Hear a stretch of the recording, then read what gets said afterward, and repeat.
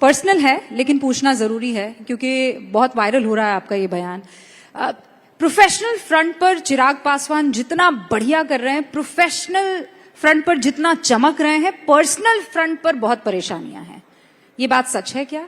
खासकर बंटवारे को लेकर, और चाचा जी तो आपसे बेइंतहा मोहब्बत करते ही हैं।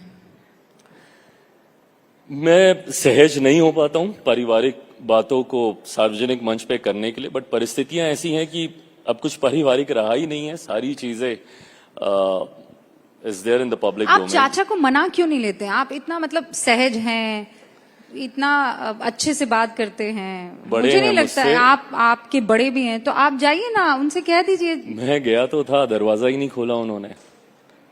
गया तो था, यू नो दैट। उस वक्त तबीयत भी ठीक नहीं थी।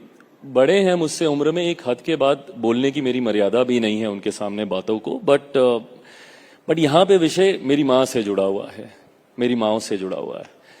ऐसे में ठीक है, इट्स अनफॉर्चुनेट जो हो रहा है, नहीं हो रहा है, but I am a fighter son. Fight कर रहा हूँ, हर स्तर पे कर रहा हूँ, पर्सनली भी, पब्लिकली भी, राजनीतिक में भी। माँ चंडी का अवतार ले लिया था, बयान देते देते कहा कि फिर आ जाएं अगर उनको बंटवारा करना है तो, और मैं भी बता दूंगा। मतलब आपके पास तो जैसे लिस्ट पड़ी हुई है कि चचा ने क्या क्या काम कर रखे हैं और क्या क्या कांड कर रखे हैं। कोई आपको धक्के मार दे, आप बर्दाश्त कर लोगे। And I know how much you love your mother too, Rubika ji. कोई आपकी माँ के साथ ऐसा करे, खून खौलता है। मैं रिश्ते की मर्यादा रखता हूँ, मर्यादित रहने का प्रयास करता हूँ, बट तकलीफ तो होती है हद से ज्यादा। नहीं, आई कैन अंडरस्टैंड, और आपको तो मैं पर्सनली भी जानती हूँ और मुझे पता है आप इस बात को लेकर कितने इमोशनल हैं। ऑन दिस नोट मैं चाहती हूँ कि आपसे इजाजत लूं। सवाल तो बहुत सारे थे, लेकिन फूड प्रोसेसिंग को लेकर आपका ड्रीम जल्द से जल्द पूरा हो, ये उम्मीद हम करते हैं, क्योंकि ये भारत के सपने की बात है। राइजिंग भारत का एक मजबूत हिस्सा है। बहुत बहुत शुक्रिया, थैंक यू सो मच। जोरदार तालियां चिराग पासवान के लिए। और बिफोर मैं इस मंच से निकलूं, तो न्यूज 18 के मंच पर चिराग पासवान को आप सुन रहे थे। केंद्रीय मंत्री हैं चिराग पासवान, राइजिंग भारत समिट में वो हिस्सा थे, और अभी आपने चिराग पासवान को सुना जिन्होंने कई विषयों पर बेबाकी से अपनी बात को रखा। अपने परिवार को लेकर जो उनके पारिवारिक विवाद चल रहे हैं उसको लेकर अपनी बात को बेबाकी से रखा, और वक्फ को लेकर क्या कुछ कहा है चिराग पासवान ने, वो सबसे पहले आपको सुनवाते हैं।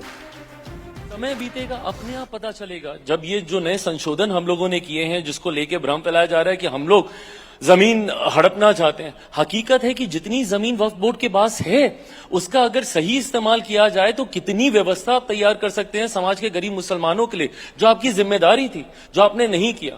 और क्या किया आपने? विवादों में उलझा के रखा। आज कितने लोग गए सुप्रीम कोर्ट, न्यायालय गए दरवाजा खटखटाने इसके अगेंस्ट में। आपको तकलीफ हुई तो आप न्यायालय जा रहे हैं। आपने गरीब मुसलमानों को ये हक तक नहीं दिया था अनेकों प्रावधान में कि वो न्यायालय तक भी जा सके, उनके पास तो ये भी नहीं था। अगर हमने इस प्रावधान को बदल के उसमें संशोधन किया कि कम से कम एक गरीब मुसलमान न्यायालय जा सकता है, जैसे आप जा रहे हैं, जब आपको मिर्ची लगी उसको तकलीफ होगी तो वो जा भी नहीं सकता था। आज अगर हमने उनको वो हक दे दिया तो क्या गलत किया? नहीं तो फिर मुसलमान मानता क्यों नहीं है इस बात? मान जाएंगे। कैसे मानेंगे? समय दे दीजिए। अच्छा, क्योंकि बिहार में चुनाव आने वाले हैं, राहुल गांधी एक के बाद एक दौरा कर रहे, 4 दौरे कर लिए हैं। करें, हमारी मदद करते हैं जितने दौरे वो करते हैं। कन्हैया कुमार उनके साथ है। सोचिए कौन है उनके साथ। अरे आपको सोचना है, चुनाव आप लड़ रहे हैं, मैं क्या करूंगी सोच के। देखिए रुबिका जी, सारी चीजें एक तरफ, बट राष्ट्र हित से ऊपर कुछ नहीं हो सकता। कतई कितने भी बंटवारे की राजनीति कर लें, सांप्रदायिकता, जातीयता जो कर लें, but when it comes to the nation, उसके ऊपर कुछ नहीं होना चाहिए। और मैं मानता हूं ईमानदारी से हर इंडिविजुअल, हर भारतीय को सोचना चाहिए कि कोई एक ऐसा व्यक्ति जो देश में रहकर बंटवारे की राजनीति करता हो, जो देश में रहकर भारत के टुकड़े रखने की सोच रखता हो, क्या ऐसे व्यक्ति के साथ किसी को भी जुड़ना चाहिए?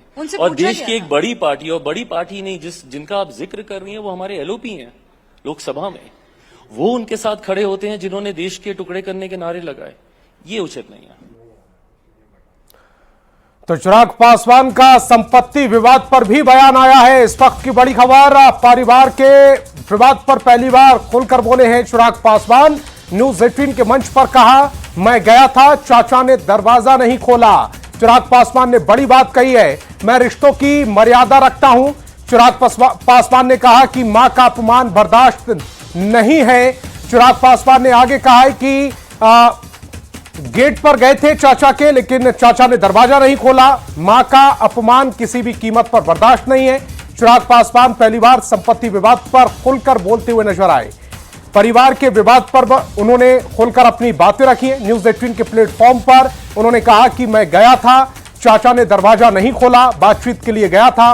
मैं रिश्तों की मर्यादा रखता हूं और मां का अपमान बर्दाश्त नहीं करूंगा। मां के सम्मान से बड़ा कुछ नहीं, मां का अपमान बर्दाश्त नहीं करूंगा। और बाद में इसने माओ कहा।